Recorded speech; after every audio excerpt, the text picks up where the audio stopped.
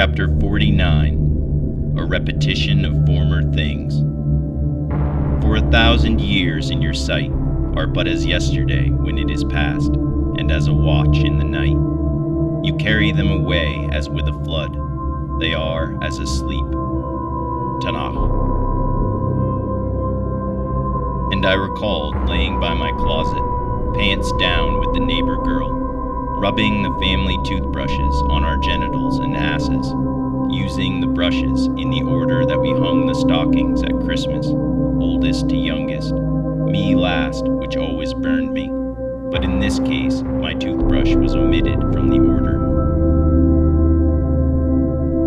And then the neighbor boy with his dad's Playboys, trying to yank it before its time, role-playing, learning wisdom from Hugh Hefner about the nature of ladies, especially those with big bosoms, and many other such regressive thoughts.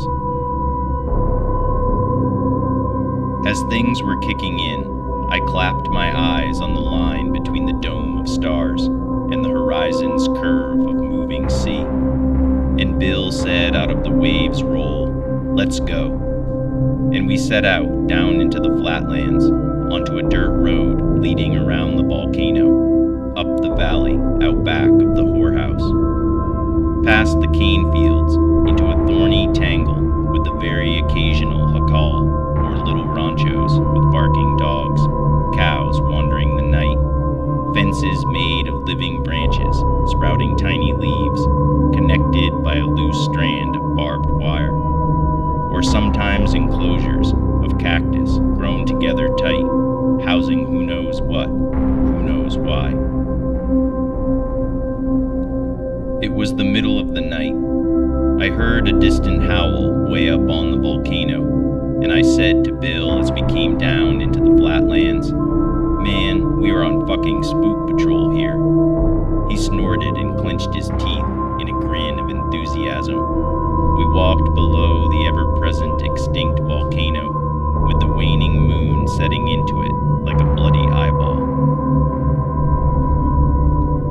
That gory moon set my mind to running the basic grammatical tyrannies: the who, it, where, for, to, get, for the sake of, despite, in, out, be, do, and see of it. My dad declared that it must be something doing something to something else to be a complete and legitimate sentence of thought.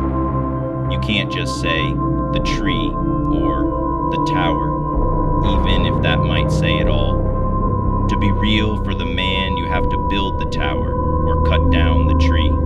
Nothing can just exist on its own, so we are trapped by language in these little thought prisons of utility. I stirred that disjointed word slurry and atomized it to fog, walking in that whole brilliant system of moonlight glinting on thorns, while that oval lunar enlargement was x-raying me in the moon shadow I cast on the dusty white road.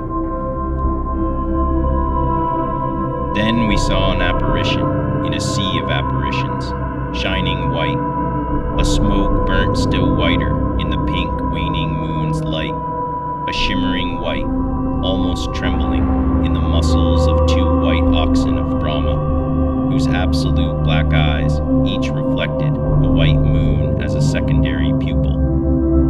I could see those eyes coming at me with those reflective pupils, heavy cloven bullock's hooves hauling a two-wheeled cart with wheels bigger than a small man, humps going side to side slightly in time, walking the oxen's gait in the slow universal underbeat of all music. Heavy plodding pasterns dragging the massive load, vibrating shock pulses traveling up into the hips and shoulders as the muscles flexed meaty, clones tethered together by a heavy-hewn wooden yoke, guided along by a white parabola of a stick, in the hand of a human form covered in a white sheet, with a cave for a face, dark, seated with its white-shrouded twin, double dark, on the seat of the cart. In Gas-words deja vu they came, a faceless portent, campesino harbingers of sunset days to come, obscured to my comprehension, feeling only the darkness conjuring the squeak of that cart, hauling an unknown cargo shrouded in a sheet, forever hidden, a pile of unknown souls, or maybe freshly cut palm fronds, large, bouncing, fibrous hands, cut from the top of a palm trunk, a rigor mortis wave backwards in the prevailing temporal wind. A very thin, low dust rose after the wheels in the rays of moonlight, particles drawn up in the still air floating along the flat steel tire, slowly rolling in varying cants on loose hubs. The whole uncanny Totonac Hodge passed by squeaking, a harbinger of the quiet that followed, leaving us bedraggled human impersonators empty-handed, with no acknowledgment from any. We stood transfixed in the moonlight dripping down, in an electrical storm of spirits breaking forth from that bloody eyeball of a moon, and Bill said with the spirit